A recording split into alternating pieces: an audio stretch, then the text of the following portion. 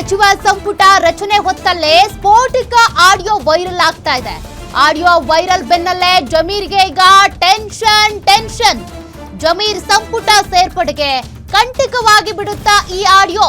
ಪಕ್ಷ ವಿರೋಧಿ ಚಟುವಟಿಕೆ ಹಿನ್ನೆಲೆಯಲ್ಲಿ ಕಿಕ್ಔಟ್ ಆಗಿದ್ದಂತ ನಜೀರ್. ದಾವಣಗೆರೆ ಬೈ ಎಲೆಕ್ಷನ್ ಹೊತ್ತಿನಲ್ಲಿ ಕೆಂಡವಾಗಿತ್ತು ಹೈಕಮಾಂಡ್.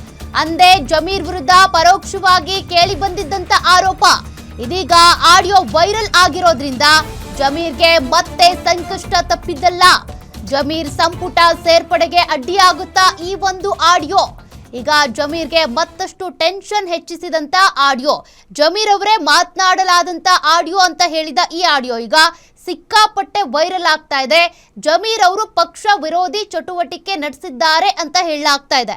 ಹೀಗಾಗಿ ಈಗ ಜಮೀರ್ ಅವರ ವಿರುದ್ಧ ಪಕ್ಷ ಏನಾದರೂ ಶಿಸ್ತು ಕ್ರಮವನ್ನ ತೆಗೆದುಕೊಂಡಿದ್ದೆ ಆದ್ರೆ ಸಚಿವ ಸಂಪುಟ ಇರಲಿ ಯಾವ ಸ್ಥಾನಮಾನ ಅವ್ರಿಗೆ ಸಿಗುತ್ತೆ ಅನ್ನೋದೇ ಡೌಟ್.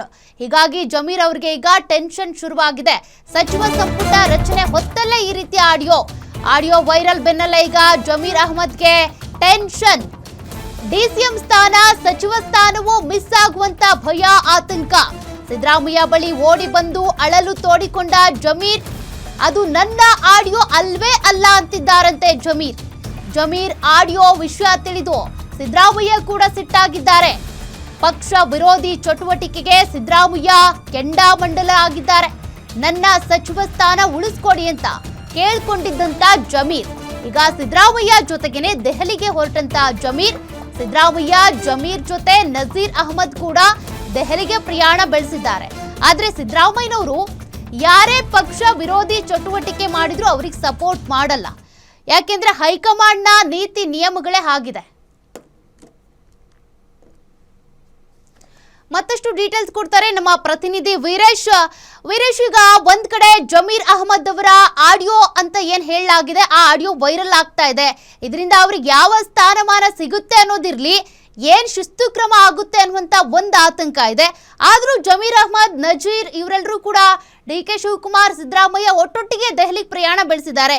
ಏನಾಗಬಹುದು ಅಂತ ಸೌಖ್ಯ, ದಾವಣಗೆರೆ ದಕ್ಷಿಣ ಬೈ ಎಲೆಕ್ಷನ್ ವಿಚಾರಕ್ಕೆ ಸಂಬಂಧಿಸಿದಂತೆ ಅವತ್ತು ಮುಸ್ಲಿಂ ನಾಯಕರೆಲ್ಲರೂ ಸಹ ಮುಸ್ಲಿಂ ಅಭ್ಯರ್ಥಿಗೆ ಟಿಕೆಟ್ ಕೊಡಬೇಕು ಅಂತ ಹೇಳಿ ಸಾಕಷ್ಟು ಪಟ್ಟಣ ಹಿಡಿದಿದ್ರು. ಅದರಲ್ಲೂ ವಿಶೇಷವಾಗಿ ಮಾಜಿ ಸಚಿವ ಜಮೀರ್ ಅಹ್ಮದ್ ಖಾನ್ ಅವರು ಮುಸ್ಲಿಮರಿಗೆ ಟಿಕೆಟ್ ಕೊಡ್ಲೇಬೇಕು ಅಂತ ಹೇಳಿ ಪಟ್ಟಣ ಹಿಡಿದುಕೊಂಡು ಕೂತ್ಕೊಂಡಿದ್ರು. ಆದ್ರೆ ಶಾಮನೂರ್ ಅವರಿಗೆ ಟಿಕೆಟ್ ಕೊಟ್ಟಿರೋ ಹಿನ್ನೆಲೆಯಲ್ಲಿ ಇದೀಗ ಜಮೀರ್ ಅಹ್ಮದ್ ಅವರು ಮತ್ತು ಈ ಹಿಂದೆ ಈಗಾಗಲೇ ಕಾಂಗ್ರೆಸ್ ಪಕ್ಷ ಕ್ರಮವನ್ನ ಕೈಗೊಂಡಿರ್ತಕ್ಕಂಥ MLC ಆಗಿರ್ತಕ್ಕಂಥ ಅಬ್ದುಲ್ ಜಬ್ಬಾರ್ ಮತ್ತು ನಜೀರ್ ಅಹ್ಮದ್ ಇವರಿಬ್ಬರ ವಿರುದ್ಧವೂ ಸಹ ಸಾಕಷ್ಟು ಪಕ್ಷ ವಿರೋಧಿ ಚಟುವಟಿಕೆ ಆರೋಪ ಕೇಳಿ ಬಂದಿತ್ತು. ಅಂದು ಸಚಿವರಾಗಿದ್ದಂತ ಜಮೀರ್ ಅಹ್ಮದ್ ಖಾನ್ ಅವರು ಸಹ ಪಕ್ಷ ವಿರೋಧಿ ಚಟುವಟಿಕೆ ಮಾಡಿದ್ದಾರೆ ಅನ್ನೋ ಒಂದು ಆರೋಪ ಸಹ ಕೇಳಿ ಬರ್ತಾ ಇದ್ವು.